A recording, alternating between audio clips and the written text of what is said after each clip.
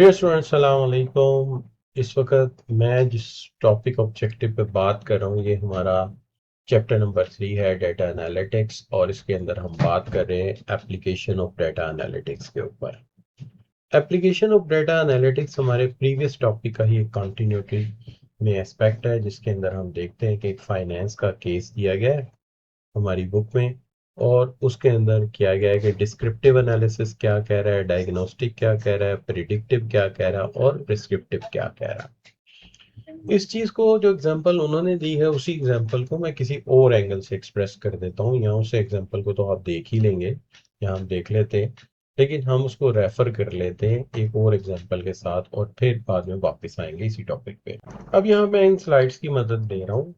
ये स्लाइड्स पहले शायद आप गो थ्रू नहीं करते रहे इस मेथड से, लेकिन आज आप देख रहे हैं मेरी सारी क्वालिफिकेशन रिलेटेड विद दैट, इस this subject particularly project analysis, investment and finance related with that. तो ये ज़्यादा टॉपिक जो है मेरा एरिया ऑफ इंटरेस्ट जो है वो इसलिए ज़्यादा एमएफए से रिलेटेड है। बाकी तो आप देखिए इस सब्जेक्ट से related master in computer sciences है मेरा, ठीक है, और एमएस इन इंफॉर्मेशन टेक्नोलॉजी है। तो काफ़ी फ़र्क पड़ता है अगर आपकी फील्ड रेलेवेंट मास्टर्स ही उसमें हो जिस कोर्स को आप पढ़ाने जा रहे हैं, तो एक वाइटल डिफरेंस आपके पास होता है। लेकिन बहरहाल यहाँ तो सबसे पहला काम ये है कि आपको क्वालिफाई कैसे कराया जाए। तो चलिए स्टार्ट करते हैं हम अपने काम को। तो देखिए यहाँ पे हमने एक डाटा आपके सामने रखा है। ये है Solomon bank is facing a serious issue in recovery of loan advance for vehicles. Vehicles के लिए उन्होंने लोन दिया और उसकी रिकवरी में उन्हें सीरियस इशू जो है वो फेस कर रहे हैं। इशू क्या है कि ऑलमोस्ट 25% लोन्स जो है ना उनके, वो डिक्लेयर किए जा रहे हैं एज अ बैड डेट, यानी उनसे रिकवरी नहीं हो पा रही। तो ये बहुत बड़ी रेशो है। अगर एक बंदा 100 रुपये लोन देता है तो 75 की रिकवरी हो रही है, 25 सिरे से मिल ही नहीं रहे। तो इंटरेस्ट के अलावा प्रिंसिपल अमाउंट में 25% डिक्लाइन हो रहा है, ये अमाउंट रिकवर नहीं हो रही। ठीक है, तो अगर हम सबसे पहली स्टेज पे चलते हैं तो हमें इसको लेकर चलना है इस तरह से कि हमें 4 स्टेजेस कवर करनी है इसकी। ये जो 4 स्टेजेस हमने कवर करनी है इसमें सबसे पहले हमने करने हैं डिस्क्रिप्टिव एनालिसिस। तो डिस्क्रिप्टिव एनालिसिस में हमने ये देखना है कि व्हाट हैपेंड, हुआ क्या है। ठीक है जी, व्हाट हैपेंड। उसके बाद हमने जो देखना है डायग्नोस्टिक एनालिसिस करना है, जिसके अंदर हम डायग्नोस्टिक करेंगे कि इस सारे मामले की वजह क्या बनी। Diagnostic, what's the reason behind. Diagnostic के बाद हम देखेंगे कि अगर ये ट्रेंड जारी रहता है तो ये किस तरफ जाएगा, यानी हम एक प्रिडिक्टिव एनालिसिस करेंगे कि अगर ऐसा ही रहा तो ये सूरत हाल कहाँ पहुंचे। और आखिर में हम एक प्रिस्क्रिप्टिव एनालिसिस करेंगे जिसके अंदर हम सजेशंस देंगे कि क्या होना चाहिए।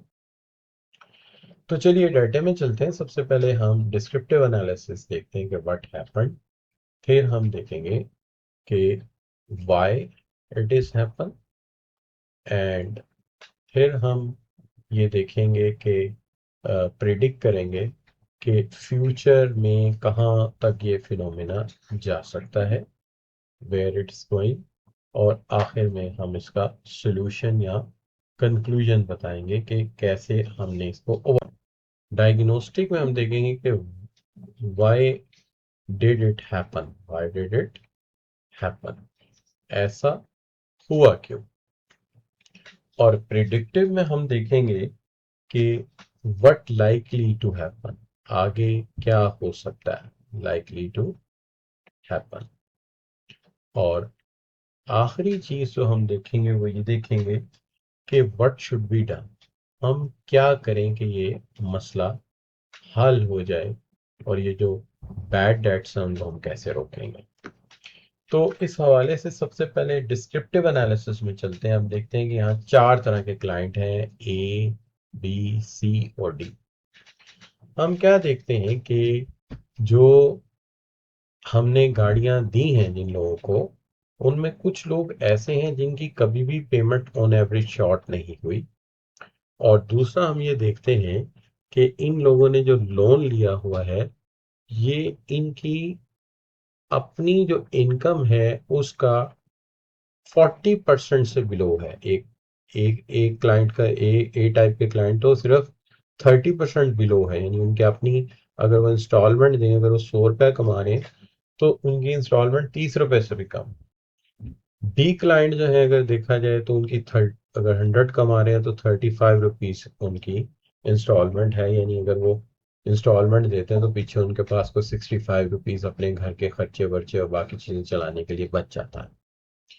और दूसरा इन दोनों में एक और चीज नुमाया ये है कि इन्होंने लोन लेते वक्त जो डाउन पेमेंट की है वो बहुत ज्यादा परसेंट है, यानी एक ने 30% की है और दूसरे टाइप के क्लाइंट ने 22% की है। लेकिन जो क्लाइंट क्रिटिकल जा रहे हैं वो चाहे सेल्फ एम्प्लॉयड है चाहे सैलरीड है, उनका मसला ये है कि उन्होंने एडवांस बहुत कम दिया है और जो इंस्टॉलमेंट है वो उनकी आमदनी के एक के तो तकरीबन 50% के क्लोज है, यानी अगर इंस्टॉलमेंट देता तो पीछे आधी आमदनी बचती है। और एक के हालात तो ये है कि वो 100 रुपए में कमा रहा है अगर, तो 70 रुपए वो किस्त दे रहा है, यानी उसके पास तो अपनी आम जिंदगी चलाने के लिए कुछ बचता ही नहीं है। यही वजह है कि हम देखते हैं कि सी और डी क्लाइंट जो है वो लेट पेमेंट बहुत ज्यादा कर रहे हैं, इसीलिए उनकी पेमेंट्स में आपको डिले नजर आती है और उनकी ऑन पेमेंट की रेशो पहले वाले दो टाइप के क्लाइंट से बहुत कम है। लिहाजा ये चार कैटेगरी के जो क्लाइंट्स हैं उन्हीं की ये जो डिस्कशन है इसको हम अगर पेज पे लिख देते हो तो ठीक है, तो नतीजा ये निकलेगा कि ये आपका डिस्क्रिप्टिव एनालिसिस सामने आ जाएगा। राइट जी, तो इसको आप कह सकते हो डिस्क्रिप्टिव एनालिसिस। अब मसला ये है कि अगर देखा जाए कि ऐसा हुआ क्यों कि इतना ज्यादा बैड डेट हुआ, तो हम जब डायग्नोस्टिक में जाते हैं तो हम एक चीज को एनालाइज करते हैं और देखते हैं कि जो टोटल गाड़ियां दी हैं कंपनी ने वो ऑलमोस्ट आई थिंक अगर मैं जमा करूं तो 6000 कार्स जो है एक फिक्स टाइम पीरियड में दी गई है तकरीबन, नो 7000, तकरीबन 7000 गाड़ियां जो है वो दी गई है। राइट जी, अल्लाह।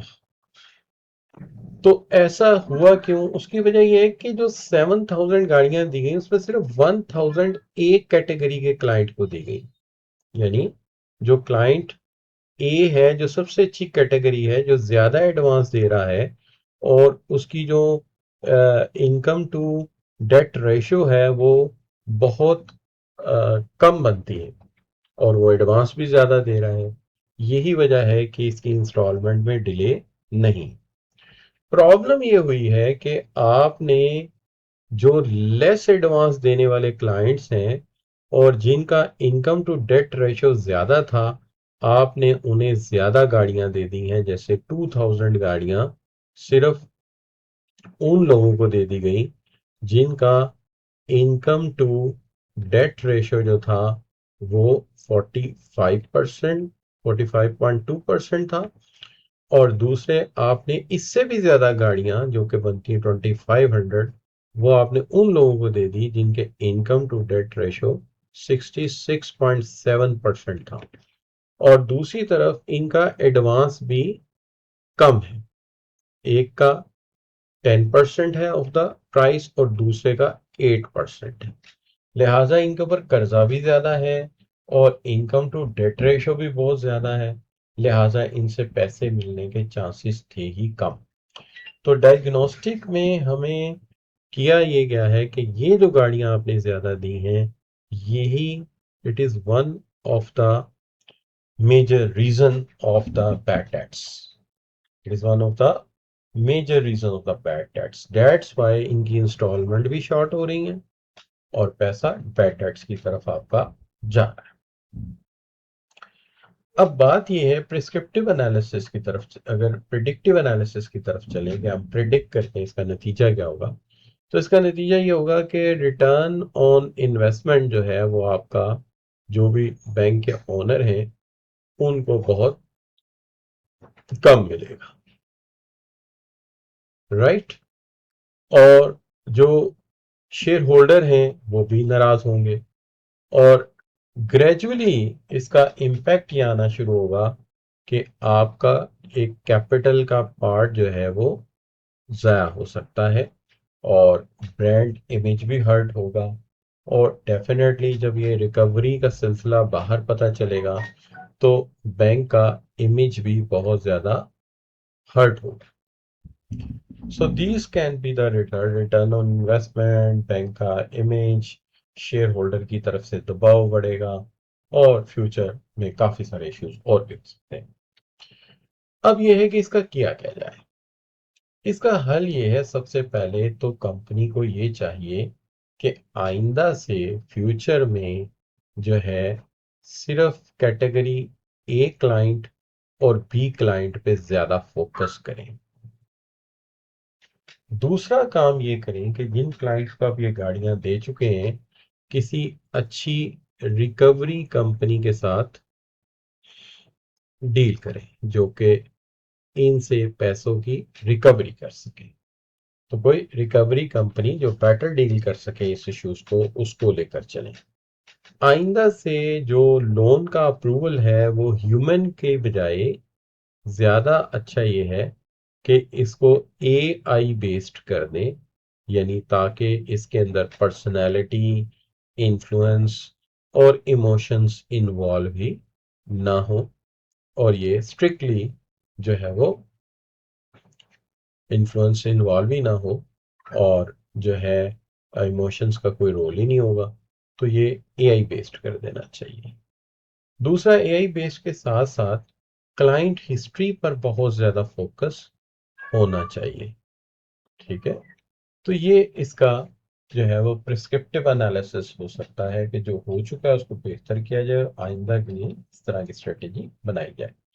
तो these are the all four things जो मैंने एक ही एग्जांपल से रिलेट किए हैं। क्योंकि हमारी किताब का मसला ये है कि वो ज़रा थोड़ा सा स्वैप कर देती है, कि एग्जांपल को हर एक जगह डिफरेंट कर देती है। अब यहाँ पे आपको जो नजर आए, तो यहाँ पर कोई कंपनी है जो देखती है कि जो कस्टमर है उसकी फाइनेंशियल ट्रांजैक्शंस को और स्पेंडिंग बिहेवियर को अंडरस्टैंड किया जा रहा है डिस्क्रिप्टिव बिहेवियर से, कि वो कहाँ स्पेंड करना पसंद करता है उसको। और डायग्नोस्टिक में जाके एग्जामिन किया जाता है कि सर्टेन इन्वेस्टमेंट पोर्टफोलियो, जो ऐसी जगह इन्वेस्टमेंट जो कि ज़्यादा मार्केट में प्रोडक्ट सेल हो रहे हैं, वो कौन से हैं। तो यहाँ जो डाटा है वो हमें बिहेवियर के मुतालिक बताता है, और यहाँ आके हम देखते हैं कस्टमर किस चीज़ की बाइंग ज़्यादा पसंद करता है, किस पोर्टफोलियो से हम ज़्यादा कमा सकते हैं। और प्रिडिक्टिव ये है कि अगर हिस्टोरिकल इंफॉर्मेशन को इस्तेमाल किया जाए तो नज़र ये आता है कि फ्यूचर में स्टॉक की जो मूवमेंट है या प्राइस है वो किस तरफ जाएगी। और प्रिस्क्रिप्टिव ये है कि हम आगे जाके रिकमेंड करते हैं स्ट्रेटजीज को जो मैक्सिमाइज करती हैं कि पैसा ऐसी जगह पे लगाया जाए, या उन बेसिकली जो है स्टॉक्स पे लगाया जाए जो फ्यूचर में हमें ज़्यादा कमा कर दे सकें, यानी हमें ज़्यादा अर्निंग दे सकें, राइट जी। अब इसी से रिलेटेड क्वेश्चन हो सकता है कि जो फोर स्ट्रेटजीज हैं एक कमर्शियल रिटेल बैंक के हवाले से अगर हम देखें तो कैसे आप उसको डिस्कस करेंगे। जैसे कि मैंने एक केस आपके सामने रख दिया, आप उसी को एग्जाम्पलिफिकेशन के तौर पे इस्तेमाल करके आगे चल सकते हैं, राइट जी। और यहाँ पे आके हम कहते हैं कि ये जो आपका एरिया है ये अच्छी तरह हमने कवर करने की कोशिश की है। क्योंकि ये वीडियो थोड़ी छोटी सी, तो हम ऐसा कर लेते हैं कि इसके अंदर एमसीक्यूज को भी कवर कर लेते हैं, जो पिछले टॉपिक जो कि 7 स्टेजेस है और 7 स्टेप्स है, और इसके अलावा ये जो हमारा डेटा एनालिटिक्स का प्रोसीजर है, ठीक है, जिसके अंदर 4 स्टेजेस की हम बात कर रहे हैं। तो इनके ऊपर जो एमसीक्यूज है उनको हम देने बहस ले आते हैं। जैसे कि पहला एमसीक्यूज है, एन एमसीक्यू है, an organization plans to develop a customer analytics system, but before performing any analysis it first gather data from database, online surveys, web logs. Which stage of the data analytics cycle is being carried out? तो data analytics cycle की कौन सी ये stage है? तो एक data analysis की stages है और एक डेटा एनालिटिक्स साइकिल की स्टेज है। तो ये जो स्टेज है ये है डेटा कलेक्शन, 7 स्टेजेस में से। A company notices that the same customer appears multiple times in its database and same record contain missing phone number. Which activity would most appropriately resolve these issues? यानी data में error है, data duplicate हो रहा है, तो इसको कौन सी एक्टिविटी रिजॉल्व करेगी? Obviously data cleaning.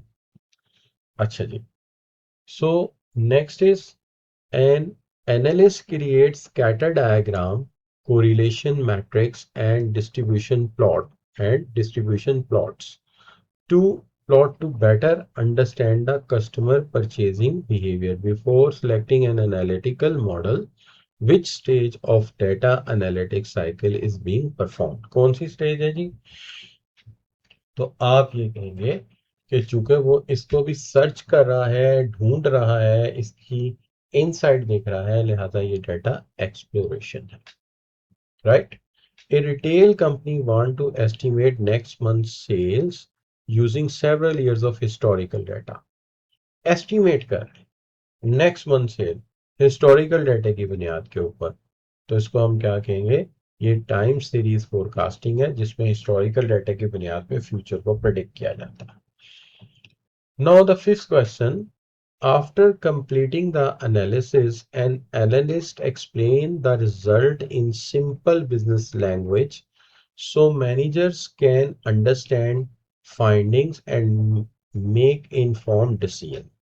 यानी एनालिसिस हो चुका है, अब उसके ऊपर रिमार्क्स लिखे जा रहे हैं और उसको बयान किया जा रहा है ताकि आसानी से समझा जाए। तो डाटा एनालिटिक साइकिल में कहाँ फॉल करता है? तो डाटा एनालिटिक फॉल में ये फॉल करेगा कि जब पहले रिजल्ट आ चुके हैं, आप सिर्फ क्या कर रहे हो? आप इंटरप्रेट कर रहे हो इनसाइड जनरेशन, रिजल्ट जो आए हैं आप उनको इम्प्रूव कर रहे हो, राइट बच्चों? अब अगर आप देखोगे क्वेश्चन नंबर 6 को, तो क्वेश्चन नंबर 6 है ए manufacturing company changes its production schedule after analyzing data, forecasts generated from historical sales data. Which stage of data analytics cycle is presented by this action? कौन सी stage ये बन रही है जबकि क्या कर रहे हैं वो? चेंजेस क्या करें? Company changes its production schedule after analysing, analysis भी कर लिया, स्केड्यूल भी चेंज कर दिया, ठीक है, किसकी बुनियाद पे? जो डिमांड फोरकास्ट की है हिस्टोरिकल डाटा। तो डेटा एनालिटिक्स साइकिल के मुताबिक अगर देखा जाए तो ये डिसीजन मेकिंग एंड एक्शन है, जो कि एनालिसिस पहले हो चुका है, नतीजा आ चुका है और उसकी बुनियाद के ऊपर आप फैसला कर रहे हो, यानी अपना स्केड्यूल चेंज कर रहे हो, उसको रीस्केड्यूल कर रहे हो, प्लान कर रहे हो। Question number 7. A predictive model does not produce satisfactory result after implementation. So analyst retain its using newly collected data and evaluate its performance again. यानी पहले जो हमने साइकिल मुकम्मल किया उसमें हम सेटिस्फैक्ट्री रिजल्ट नहीं ला सके, लिहाजा डाटा एनालिस्ट दोबारा उस साइकिल को रिपीट कर रहे हैं और evaluate कर रहे हैं परफॉर्मेंस को again. which stage of the data analytics is illustrated in this situation? तो इस सिचुएशन में क्या हो रहा है बच्चों? इस सिचुएशन में हो रहा है मॉनिटरिंग एंड ऑप्टिमाइजेशन। हम मॉनिटर कर रहे हैं, ऑप्टिमाइज कर रहे हैं उसको, यानी उसकी जो रिकरिंग नेचर है कि हम उस साइकिल को दोबारा से फिर मॉनिटर और ऑप्टिमाइज कर रहे हैं, राइट जी? अच्छा जी, अब आ जाए a business manager review charts showing total sales, average monthly revenue, best performing regions during the previous financial year. Which type of analysis is this? तो ये जो एनालिसिस है जो हमारे प्रीवियस सारे मामलात की बुनियाद पे हमें बता रहा है, sales, average revenue, best performing regions, this is what we call the descriptive analytics, right जी? A company profit declined during the previous quarter and analysts investigate detailed sales record to determine the reason behind the decrease. के इसके पीछे बुनियादी reason क्या है? Which key diagnostic analytic design answer to this? To answer. तो ये क्या है बच्चों? What did happen?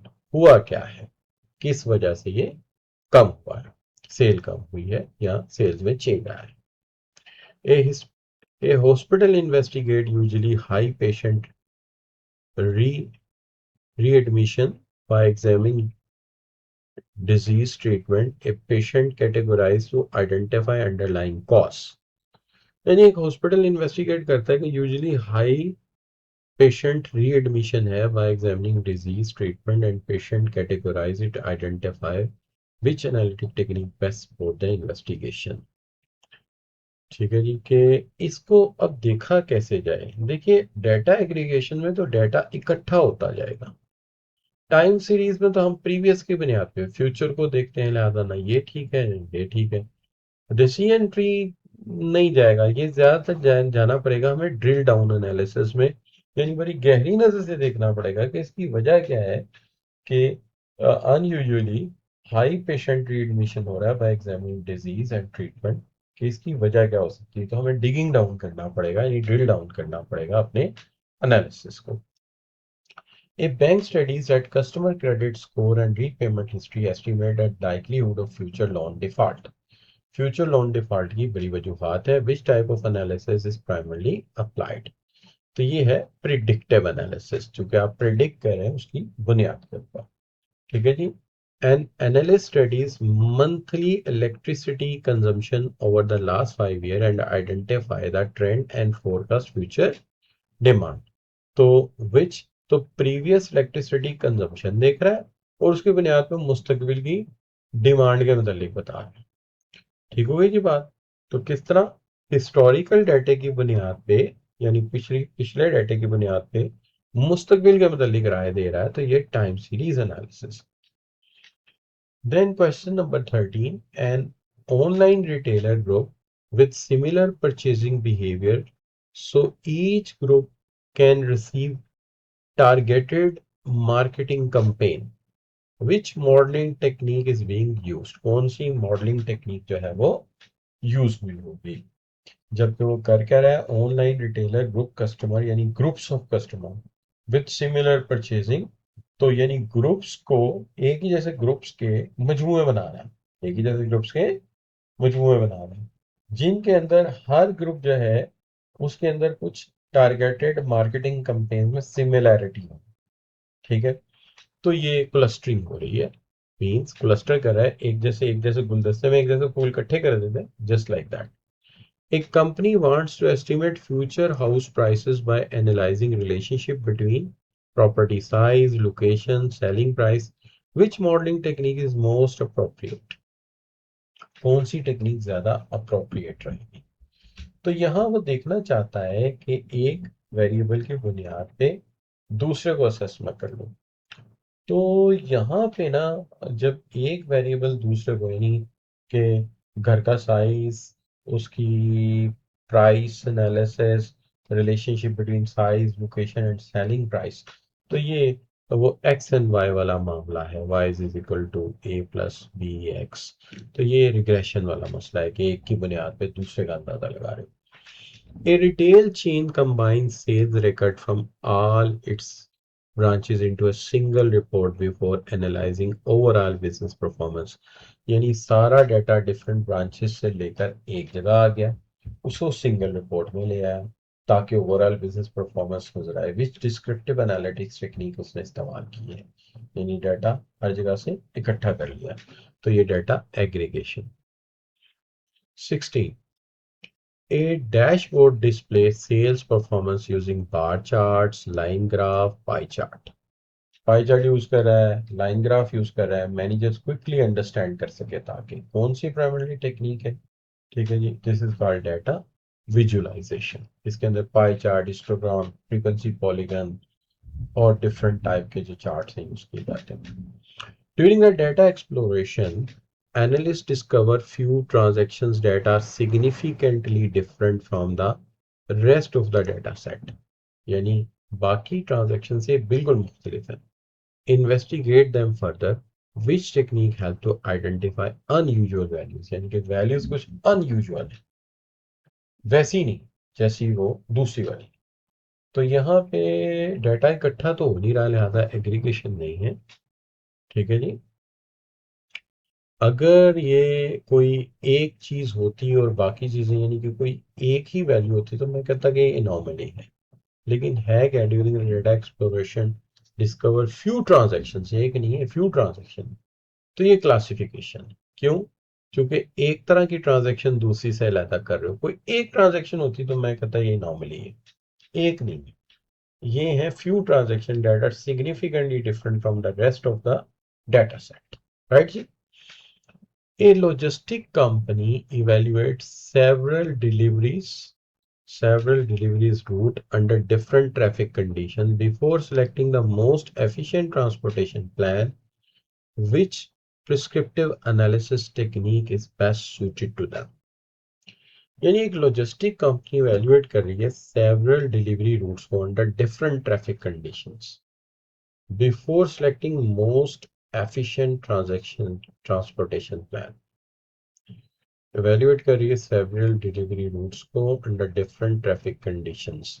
तो देखिए जितने भी रूट्स को वो अंदाजा कर रहे हैं, इधर से इधर जा रहा हूँ या उधर से इधर आ रहा हूँ, तो ये आप ये कह सकते हो कि ये रियल में तो नहीं है ना। ये तो वो क्या कर रहे हैं, सेवरल डिलीवरी रूट्स को मैच कर रहे हैं before selecting most efficient route. Evaluate कर रहे हैं डिलीवरी रूट को अंडर डिफरेंट ट्रैफिक कंडीशन। तो ट्रैफिक कंडीशन बदल बदल के रूट को देख रहे हैं। तो जब ऐसा हो कि मैं एक चीज को एक माहौल में देखूं दूसरे में देखूं, तो मैं इसको कहूंगा ये सिमुलेशन है। जैसे कि मैं एक फाइटर जहाज बनाऊं तो जहाज बना के एक दूसरे सॉफ्टवेयर में एंटर करके कहूँ कि अच्छा भाई इन हालात में ये कैसे परफॉर्म करेगा। ऐसे ही एक रूट को एक कंडीशन में देखा, फिर दूसरी कंडीशन में देखा, फिर दूसरी तीसरी कंडीशन में देखा, तो ये आप विजुलाइज कर रहे हो, जो रियल में तो नहीं, एज ए सिमुलेशन ही है। पक्की बात। अच्छा बच्चों, a manufacturing company uses analytical method to recommend ideal production quality that maximizes cost while satisfying customer demand. Which prescriptive analytic technique is most suitable? करना क्या पहले तो ये देखिए। एक मैन्युफैक्चरिंग कंपनी है, एनालिटिकल मेथड यूज करके रिकमेंड कर रही है ideal production quantity that minimize the cost, यानी कितनी क्वांटिटी प्रोड्यूस करूँ कि कॉस्ट मिनिमाइज हो जाए। ये तो इकोनॉमिक्स वाला ही मसला हो गया ना, कि आप ऐसी क्वांटिटी प्रोड्यूस करो जहां कॉस्ट कम से कम हो जाए, कॉस्ट मिनिमम हो जाए। राइट, ऐसी क्वांटिटी प्रोड्यूस करो। तो इसके लिए कौन सी चीज होनी चाहिए? टाइम सीरीज का कोई चक्कर नहीं है, ये ऑप्टिमाइजेशन है, कम पैसों में ज्यादा से ज्यादा। तो ऑप्टिमाइजेशन एल्गोरिथम है जिसके अंदर डिफरेंट क्वांटिटीज आप रखेंगे और आप देखेंगे कि ये क्वांटिटी आइडियल नहीं है चूंकि कॉस्ट ज्यादा है, ये भी आइडियल नहीं चूंकि कॉस्ट ज्यादा है, और ये सबसे ज्यादा आइडियल है। राइट जी। अब आ जाते हैं क्वेश्चन नंबर 20 के ऊपर। A financial institution develop a model that recommend whether a loan application should be approved by evaluating a sequence of decision rules, यानी डिसीजन रूल्स को अप्लाई करके क्या मुझे लोन देना चाहिए कि नहीं। Which prescriptive analytic technique is use, कौन सी प्रिस्क्रिप्टिव एनालिटिक टेक्निक यूज करनी चाहिए। रिग्रेशन तो होता है एक वेरिएबल से दूसरे का ताल्लुक, x y, x on y. Drill down होता है किसी चीज की डेप्थ में जाना, डाटा इकट्ठा उसको गहराई में जा सोचना। सिमुलेशन होता है जब आप कोई दो अल्टरनेटिव को मिला मिला के एक फर्जी सिचुएशन क्रिएट करते हो बाय टेक्नोलॉजी। ये भी नहीं है। ये सिर्फ बचता है डिसीजन ट्री जिसके अंदर आप कहते हो कि इस सिचुएशन में यस है फिर नो है, फिर देखते हैं अगर ये यस है तो यहाँ नो है, यहाँ यस है। मिसाल के तौर पे हम कहते हैं कि जी इसकी इनकम जो है ना वो अगर एक खास रेट से ज्यादा हुई तो ठीक है, अगर उससे कम हुई तो नो, अगर ज्यादा हुई तो यस। तो फर्ज करें यस हो जाता है।